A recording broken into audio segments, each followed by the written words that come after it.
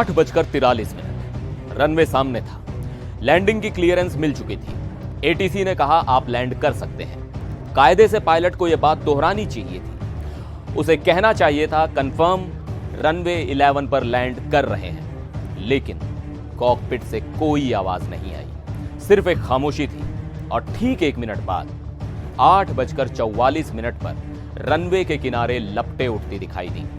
महाराष्ट्र के deputy CM Ajit Pawar जिस विमान में सवार थे, उसके क्रैश होने की कहानी सिर्फ एक हादसा नहीं बल्कि एविएशन इतिहास का वो पन्ना है जिस पर सवाल लिखा है रीड बैक का। आखिर वो रीड बैक क्या है जो अगर समय पर हो जाता तो शायद आज की सुबह इतनी मनहूस नहीं होती। नमस्कार, मैं हूं सिद्धार्थ प्रकाश। आज पूरा देश स्तब्ध है। बारामती के पास हुए विमान हादसे में हमने महाराष्ट्र के उप मुख्यमंत्री अजीत पवार को खो दिया है। 5 लोगों की जान गई है। लेकिन जैसे जैसे इस हादसे की परतें खुल रही हैं, नागरिक उड्डयन मंत्रालय यानी सिविल एविएशन मिनिस्ट्री का एक बयान सबसे ज्यादा चौंका रहा है। सरकार ने कहा है कि पायलट ने रीड बैक नहीं दिया। अब आप सोच रहे होंगे कि आखिर ये रीड बैक किस बला का नाम है? क्या पायलट की ये खामोशी इतनी भारी पड़ सकती है?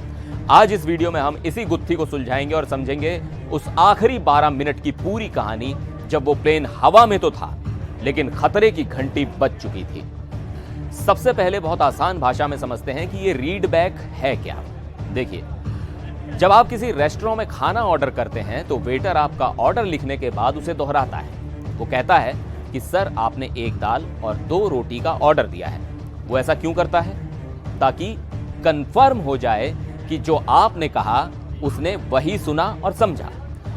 अब हवा में हजारों फीट की ऊंचाई पर जहां सेकंड्स के फैसले जिंदगी और मौत तय करते हैं, वहां इसी प्रक्रिया को एविएशन की भाषा में रीड बैक कहते हैं। एटीसी यानी एयर ट्रैफिक कंट्रोलर जब पायलट को कोई निर्देश देता है, चाहे वो ऊंचाई बदलने का हो, स्पीड कम करने का हो या फिर रनवे पर लैंड करने का, तो पायलट के लिए यह अनिवार्य होता है, यह प्रोटोकॉल है कि वो उस निर्देश को वापस दोहराए।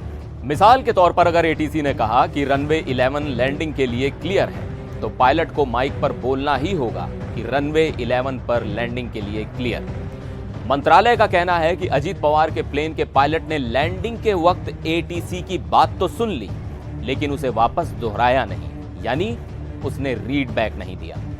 अब सवाल यह है कि क्या सिर्फ एक वाक्य ना बोलना इतना खतरनाक हो सकता है? तो जवाब है हां, और बहुत ज्यादा खतरनाक। जब पायलट एटीसी की बात को दोहराता है तो एटीसी को तसल्ली हो जाती है कि पायलट ने सही सुना है। अब मान लीजिए एटीसी ने कहा रनवे 11 और पायलट ने हड़बड़ी में सुन लिया रनवे 7, या फिर एटीसी ने कहा रुकिए और पायलट ने सुन लिया उतरिए।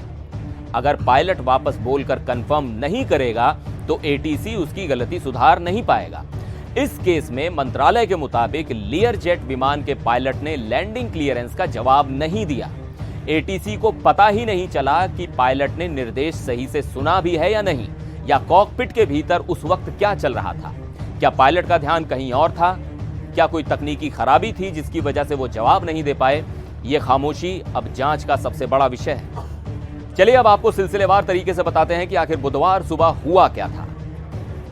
यह टाइमलाइन एटीसी के रिकॉर्ड्स और सीसीटीवी फुटेज के आधार पर तैयार की गई है। सुबह 8:10 पर मुंबई से अजीत पवार के चार्टर्ड प्लेन ने उड़ान भरी। सब कुछ सामान्य था। बारामती पहुंचना था जो करीब 45 मिनट का रास्ता है। सुबह 8:18 पर विमान का बारामती एटीसी से पहला संपर्क हुआ। पायलट ने मौसम और विजिबिलिटी के बारे में पूछा। उन्हें बताया गया कि हवा शांत है और विजिबिलिटी 3000 मीटर है, जो लैंडिंग के लिए ठीक थी। लेकिन गड़बड़ तब शुरू हुई जब विमान रनवे के करीब पहुंचा। पायलट ने बताया कि उन्हें रनवे दिखाई नहीं दे रहा है।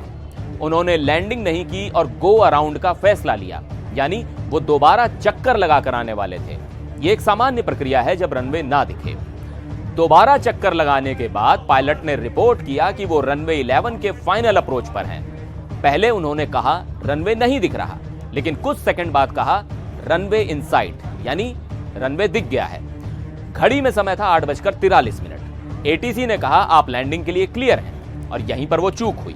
पायलट ने इस मैसेज का रीड बैक नहीं दिया। कोई जवाब नहीं आया और ठीक 1 मिनट बाद 8:44 पर एटीसी के रनवे के मुहाने पर आग की लपटें देखी गई। विमान रनवे से महज 100 फीट पहले क्रैश हो गया और एक और चौंकाने वाली बात यह है कि क्रैश से 12 मिनट पहले ही विमान ने अपना ADS-B सिग्नल भेजना बंद कर दिया था। यह वो सिग्नल है जिससे विमान की लोकेशन और स्पीड पता चलती है। सिग्नल का बंद होना और फिर लैंडिंग के वक्त पायलट का खामोश रह जाना, क्या इन दोनों में कोई कनेक्शन है? क्या विमान के कम्युनिकेशन सिस्टम में कोई खराबी आ गई थी या फिर कॉकपिट के अंदर पायलट किसी ऐसी इमरजेंसी से जूझ रहे थे कि उन्हें जवाब देने का मौका ही नहीं मिला? एक्सीडेंट इन्वेस्टिगेशन ब्यूरो AAIB की टीम मौके पर पहुंच चुकी है। ब्लैक बॉक्स खुलने के बाद ही पता चलेगा कि उस वक्त पायलट के मन में क्या चल रहा था। अजीत पवार का जाना महाराष्ट्र की राजनीति के लिए एक बड़ा झटका है। 3 दशकों का उनका राजनीतिक सफर, उनका बेबाक अंदाज और उनका दबदबा, सब कुछ एक झटके में खत्म हो गया। लेकिन यह हादसा हमें यह भी याद दिलाता है कि सुरक्षा के नियम, चाहे वो रीड बैग जैसा छोटा सा ही नियम क्यों ना हो, खून से लिखे गए हैं। एक छोटी सी चूक, एक अधूरी बातचीत और परिणाम इतना भयानक। इस खबर में बस इतना ही। फिर मिलेंगे एक और वीडियो में। आप देखते रहिए NDTV इंडिया।